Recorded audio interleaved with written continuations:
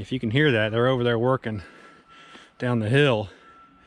The old gentleman's house is right here, and this place is mildly touched. There's some action that's been happening, but fortunately right here, this little mess you're looking at, this is a mid-late 60s A-Series Dodge van. Kyle was with us that day we first came out here, and he says, I have an 8 3/4, and this whole side, just we folded it over that way and back. And my nephew's with me today, Levi. He's been with us before. We peeled it back down again. We could actually go in here and just cut it out. It's an 8 3/4. It's got a 6-cylinder. Should mean it has a 355 gear, and that's worth a little bit of money. So we can maybe flip that, get it back into circulation, and make a couple of bucks doing it before this will just aimlessly get crushed like so much of the other stuff down the hill. So we got a generator. We don't have the battery tools. We got to get this generator going because it's got a low battery. We got a little charger, a bunch of minutia. It doesn't matter right now for you, but stay tuned and we will get in here and slice this all out and get it out of here. You're watching the Hoosier Garage.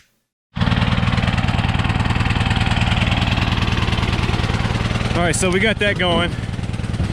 Almost didn't get it going, but here's what we're looking at. There's no drive shaft. Here's all this. These are different than what the cars use because they don't have a shock perch on them. But we'll probably just cut the shock anchor, cut these, and try to cut away some. I'll probably cut this body away first. We'll go from there.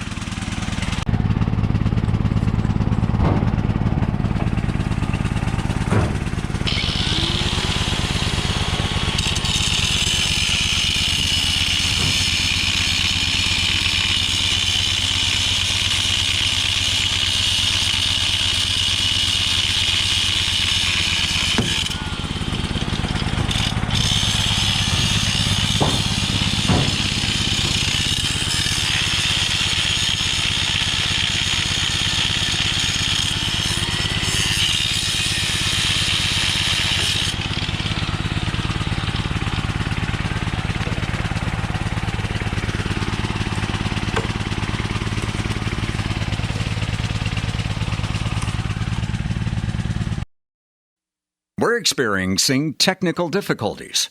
Please stand by.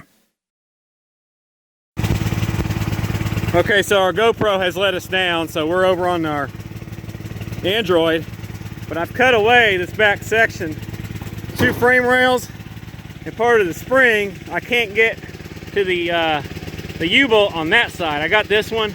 This one's already out. Somebody already removed the spring years ago, it looks like.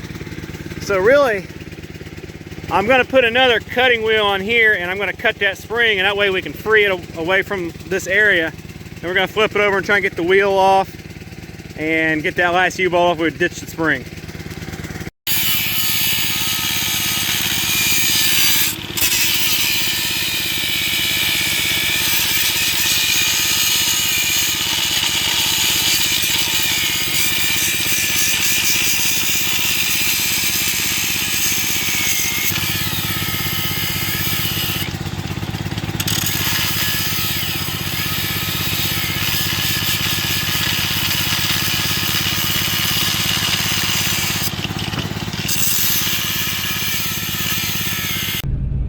So no thanks to this this GoPro and its spotty battery. It'll tell me it's got 90-something%, then it ends up having 3, and then it goes out.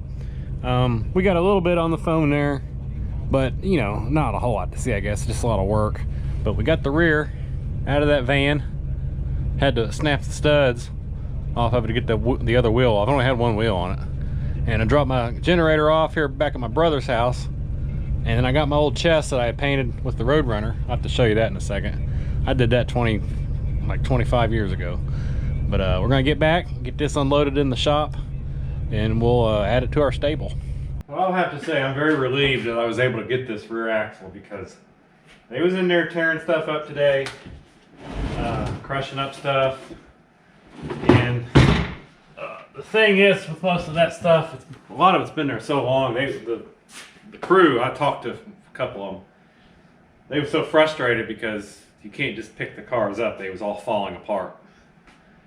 And that's how long they've been there and how long they've been rotting away. But a lot of this stuff was pretty prominent in there.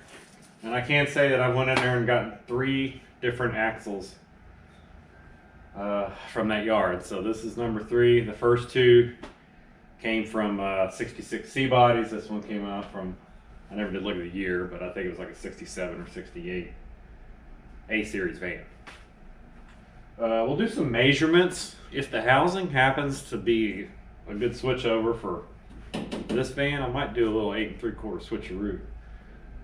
But we'll probably flip that center section in this one. Unless it's a sure grip. If it is a sure grip, which I doubt again. If it's a sure grip, then it's probably going to go in the duster. Because who doesn't want a sure grip, right? But it's a 355 gear on it.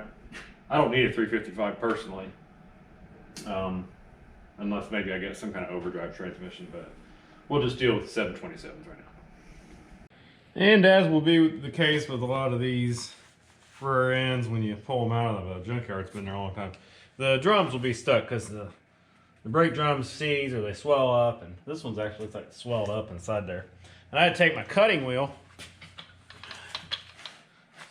and I cut it all the way down because it was out about 1/2 inch. So I wasn't going to cut into the backing plate. Although the backing plate has some rust damage down here. We'll see how bad it is in a bit.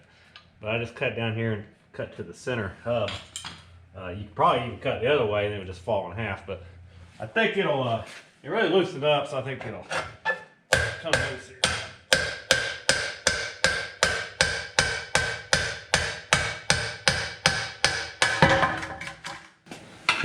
Like so. There's the pad. It has all kinds of rust. So who knows how long this thing was in there. I would guess, a slightly uneducated guess, maybe since the early 80s. But I could be way off on that. See, this is all just junk. I'll have to scrap all that. But we'll get it down to where we can get these axles out, or at least get them where we can move. See, it won't move right now. Most likely because the other drum is stuck, so there's not allowing any movement there. So we'll work on that side. I think this backing plate might be able to be salvaged. It just has a little bit of corrosion right in that lip. It's always good to save those. Drums shot though, but they make new drums anyways.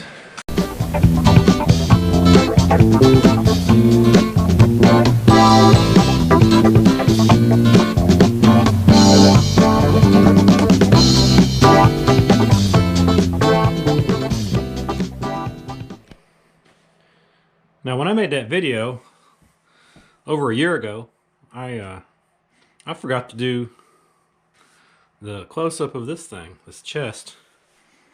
We had this chest a long time. It was black. It had a bunch of Sports Illustrated pictures cut out on it my brother had put on. When I got a hold of it, I painted it the blue and the gray.